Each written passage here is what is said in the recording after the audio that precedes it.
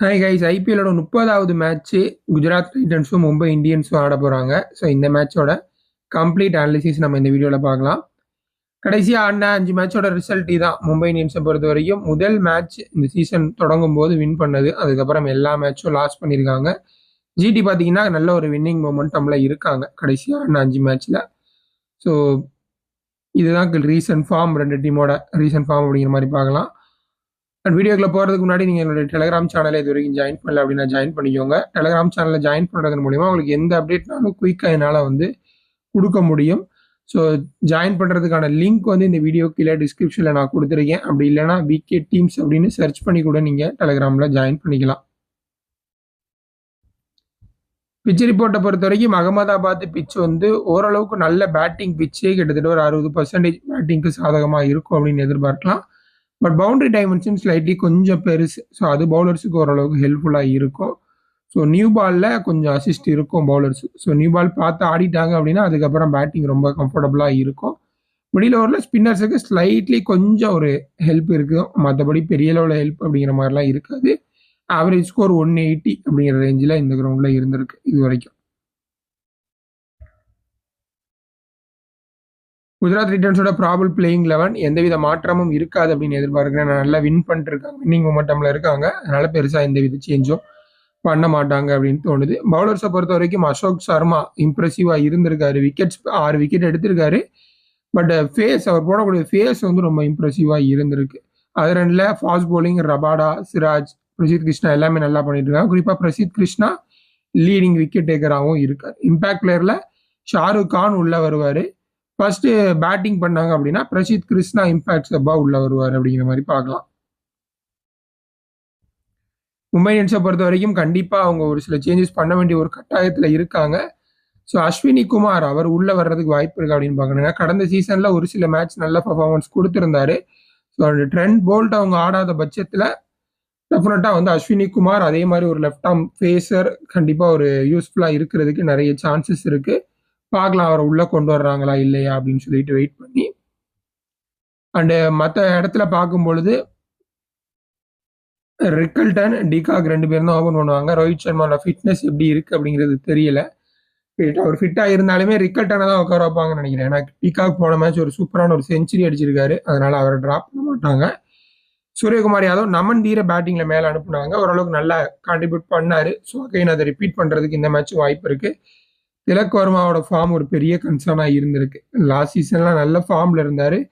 So T20 world கப்பில் இருந்தே ஓரளவுக்கு கொஞ்சம் சுமாராக தான் ஃபார்மில் இருக்குது. பட் ஐபிஎல்ல இன்னும் ரொம்ப மோசமாக இருந்திருக்கு அப்படிங்கிற மாதிரி பார்க்கலாம். ரதர்ஃபோர்டு மிடில் ஆர்டரில் ஒரு நல்ல ஹோப் கொடுக்குறாரு. குருநால் பாண்டியா.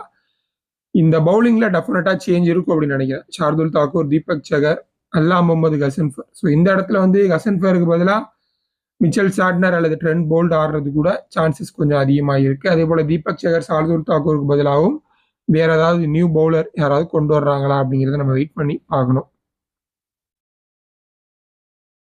ஹையஸ்ட் ரன் ஸ்கோரர் அப்படின்னு பார்க்கும்பொழுது மும்பை இந்தியன்ஸ்ல பெருசா யாரும் இல்லை. ரோஹித் சர்மா 2 மேட்ச் கிட்டத்தட்ட பேட்டிங்கே பண்ணல.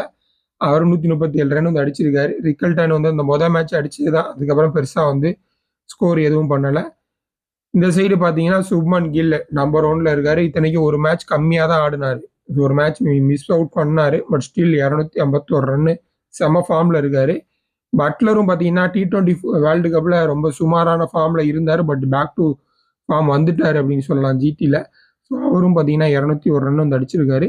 சாய் சுதர்சன் யூஸ்வலாக அவர் ஆடக்கூடியதை விட இந்த சீசன் கொஞ்சம் சுமாராக தான் ஆடி இருக்காரு அப்படின்னு பார்க்கலாம். இந்த நேரத்துக்கு சாய் சுதர்சன் கிட்டத்தட்ட ஒரு 200 ரன் பக்கம் அடிச்சிருப்பாரு. பட் இப்போ வெறும் 135 ரன் தான் அடிச்சிருக்காரு. ஸோ சாய்கிட்ட இருந்து ஒரு பெரிய இன்னிங்ஸ் பெண்டிங்ல இருக்கு, அதையும் பார்த்துக்கோங்க.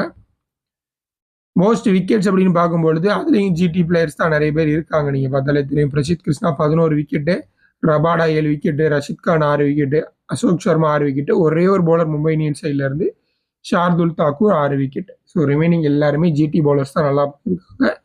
ஸோ அந்த மாதிரி ஒரு சீசனாக தான் இருந்திருக்கு மும்பை இந்தியன்ஸுக்கு இது வரைக்கும். இம்பார்ட்டன்ட் பிளேயர்ஸ் மேட்சப்ஸ், இந்த மேட்சை பொறுத்த வரைக்கும் நிறைய பிளேயர்ஸ் மேட்சப்ஸ் இருக்கு. ஸோ கம்ப்ளீட்டாக வாட்ச் பண்ணுங்க. ஒன்னொன்னா தனித்தனியாக எடுத்திருக்கேன். Mumbai Indians batter versus GT bowlers, அதுக்கப்புறம் GT batters versus Mumbai Indians bowlers அப்படின்னு சொல்லிட்டு first Suryakumar Yadav versus Rabada பார்த்துடலாம். 75 பால்ல 133 ரன், 4 முறை அவுட் ஆயிருக்காரு. ஸ்ட்ரைக் ரேட் நல்லா இருக்கு, பட் 4 முறை விக்கெட் கொடுத்துருக்காரு. குருணால் பாண்டியா ஹார்திக் பாண்டியா வர்சஸ் ரபாடா அப்படின்னு பார்க்கும் பொழுது 69 பால்ல 83 ரன், 4 முறை டிஸ்மிஸ் ஆயிருக்காரு. இது கொஞ்சம் ஸ்ட்ரகிள் மாதிரி தான் இருக்கு. கிட்டத்தட்ட 120 ஸ்ட்ரைக் ரேட்டு, 4 முறை அவுட் ஆயிருக்காரு. De Kock versus Siraj. ஸோ இது கவனிக்க வேண்டியது, ஏன்னா நியூ பால்ல சிராஜ் எடுப்பாரு. ஸோ 59 பால்ல 85 ரன், 4 முறை அவுட் ஆயிருக்காரு. ரெக்கல்டன் வர்சஸ் சிராஜ் அப்படின்னு பார்க்கும் பொழுது 9 பால்ல 7 ரன்னு, 2 முறை வந்து அவுட் ஆயிருக்காரு. ஸோ இது வந்து ரெண்டு மேட்ச் அப்போ ரொம்ப இன்ட்ரெஸ்டிங்காக இருக்கு. கிராண்ட் லீக் போடுறவங்க 2 ஓப்பனர்ஸை கூட ட்ராப் பண்ணிட்டு கூட போடலாம். ஏன்னா சிராஜ் நல்ல நம்பர்ஸ் வச்சிருக்காரு 2 ஓப்பனர்ஸ்க்கு அகேன்ஸ்ட் ஆகும். திலக் வர்மா வர்சஸ் பிரசித் கிருஷ்ணா 10 பால்ல 8 ரன்னு, 2 விக்கெட். ஸோ இதுவும் வந்து ஸ்ட்ரகிள் பண்ணியிருக்காரு திலக் வர்மா பிரசித் கிருஷ்ணாக்கு அகேன்ஸ்டா. Quinton de Kock versus Prasidh Krishna 64 பால்ல 91 ரன்னு, 3 முறை வந்து அவுட் ஆயிருக்காரு. ரெக்கல்டன் வர்சஸ் ரஷித் கான் அப்படின்னு பார்க்கும் பொழுது 6 பால்ல 7 ரன்னு, 2 முறை டிஸ்மிஸ் ஆயிருக்காரு. ரிக்கல்டன் வந்து ரஷித் கானுக்கு அகேன்ஸ்டாகவும் சரி, சிராஜுக்கு அகேன்ஸ்டாகவும் சரி அந்த அளவுக்கு நல்ல நம்பர்ஸ் இல்லை அப்படிங்கிறத நீங்க கவனிக்க வேண்டியது இருக்கு. Quinton de Kock versus Rashid Khan அப்படின்னு பார்க்கும்போது 88 பால்ல 98 ரன், கிட்டத்தட்ட 110 தான் ஸ்ட்ரைக் ரேட், 110 கூட இல்லை, 4 முறை அவுட் ஆயிருக்காரு. அப்படிங்கும் போது டிகாகுக்கும் இன்ட்ரெஸ்டிங் மேட்ச் அப் இருக்கு against Prasidh Krishna, against Siraj, against Rashid Krishna அப்படின்னு சொல்லிட்டு. ஸோ ஓப்பனர்ஸ் அந்த அளவுக்கு நல்ல நம்பர்ஸ் இல்லை அப்படிங்கிறத நீங்க பார்க்கணும். திலக் வர்மா வர்சஸ் ரஷித் கான். ஸோ இதுவும் வந்து 25 பால்ல 26 ரன், 2 முறை அவுட் ஆயிருக்காரு. ஹார்திக் பாண்டியா வர்சஸ் ரஷித் கான் 44 பால்ல 32, 100க்கும் கீழே ஸ்ட்ரைக் ரேட்டு, 2 முறை அவுட் ஆயிருக்காரு. ஸோ ஓவராலா இந்த மேட்சும் பார்த்தீங்கன்னா மும்பை இந்தியன்ஸோட பேட்டர்ஸ் நிறைய பவுலர்ஸ்க்கு அகேன்ஸ்டா சுமார் ஆடி இருக்காங்க. ஸோ இதை நீங்க கிராண்ட் லீக்ல அப்ளை பண்ணி பார்க்கலாம். ஓகே, இப்போ GT batters versus Mumbai Indians bowlers அப்படின்னு பார்க்கும் பொழுது நிறைய பவுலர்ஸ் வந்து இல்லை. ஸோ ஆடுவாங்களா இல்லையான்னு தெரில, பட் எல்லாத்துக்குமே மேட்சப் ஆட் பண்ணியிருக்கேன். ஆடினாங்க அப்படின்னா அதுக்கேற்ற மாதிரி நீங்கள் வந்து சேஞ்ச் பண்ணிக்கோங்க. சுப்மன் கில் பும்ராக்கு அகேன்ஸ்டா 100க்கும் கீழே ஸ்ட்ரைக் ரேட், 38 பால்ல 34 ரன்னு, 2 முறை அவுட் ஆயிருக்காரு. சாய் சுதர்சன் அகேன்ஸ்ட் பும்ரா. ஸோ 17 பால்ல 17 ரன், ஒரு wicket. But Hardik Pandya new பால்ல பும்ராக்கு கொடுக்குறாரு அப்படிங்கிறத முதல்ல பார்க்கணும். கொடுத்தாருன்னா கண்டிப்பா இந்த மேட்சை ஒர்க் அவுட் ஆகுறதுக்கு வாய்ப்புகள் இருக்கு. பட்லர் அகைன்ஸ்ட் பும்ரா 88 பால்ல 79 ரன், 4 அவுட். ஸோ இந்த 3 பேருமே கிட்டத்தட்ட 100 அண்ட் அதுக்கும் கீழே ஸ்ட்ரைக் ரேட்ல தான் பும்ரா ஆடி இருக்காங்க. விக்கெட்ஸும் நிறைய முறை கொடுத்துருக்காங்க. பட் பும்ரா வந்து இந்த சீசன் இது வரைக்கும் விக்கெட்டே எடுக்கலை.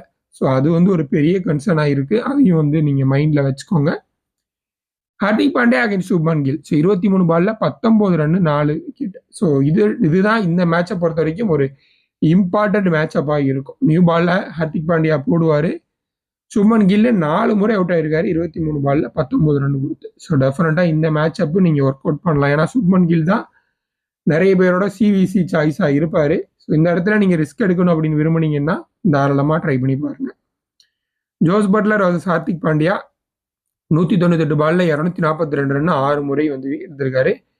சுப்மன் கில் வர்சஸ் தீபக் சகர். ஸோ இதுவும் பார்த்தீங்கன்னா 4 முறை எடுத்திருக்காரு. பட் 150க்கு மேலே ஸ்ட்ரைக் ரேட்ல ஆடி இருக்காரு. Trent Boult versus Shubman Gill. So இது வந்து பிலோ 100 ஸ்ட்ரைக் ரேட்டு, 3 முறை வந்து டிஸ்மிஸ் பண்ணியிருக்காரு. ஸோ இது ட்ரெண்ட் போல்ட் ஆடினார்னா அதையும் நீங்க ட்ரை பண்ணலாம் மேட்சப்ல.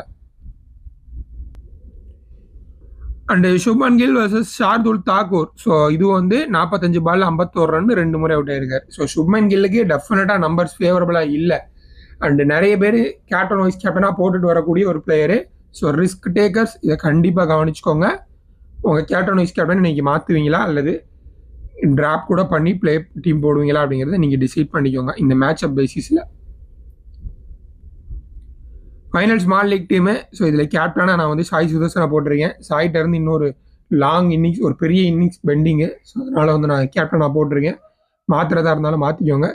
திலக் வர்மாவுக்கு டெஃபினட்டாக நம்பர்ஸ் ஃபேவரபிளாக இல்லை. பட் ஸ்டில் அந்த ரிஸ்க்கை எடுத்திருக்கேன். உங்களுக்கு வேணான்னு தோணுச்சுன்னா நீங்கள் ட்ராப் பண்ணிக்கோங்க. பவுலர்ஸை பொறுத்த வரைக்கும் பிரசித் கிருஷ்ணா, ரபாடா, ரஷித் கான், பும்ரா அப்படிங்கிற மாதிரி எடுத்துருக்கேன். இதில் பெரிய மிஸ்ஸே குயின்டன் டிகாக். லாஸ்ட் மேட்ச் ஒரு செஞ்சுரி அடிச்சிருக்காரு. ரிக்கல்டனுக்கும் நம்பர்ஸ் ஃபேவரபிளாக இல்லை. ஸோ வேணும்னா 2 பேரில் யாராவது ஒருத்தவங்களை நீங்கள் ட்ராப் பண்ணிக்கோங்க. நான் டிகாக்கை ட்ராப் பண்ணியிருக்கேன். ஏன்னா அவர் கொஞ்சம் இந்த வெளியில் கொஞ்சம் ஆப் சைடு ஆடுவார். அந்த பால் எட்ஜ் எடுத்து போல்ட் ஆகும். நிறைய முறை நான் பார்த்துருக்கேன் சிராஜுக்கு அகேன்ஸ்டா. ஸோ அது வந்து அந்த மாதிரி அவுட் ஆகுறதுக்கு வாய்ப்பு நிறைய இருக்குது அப்படின்னு தோணுது.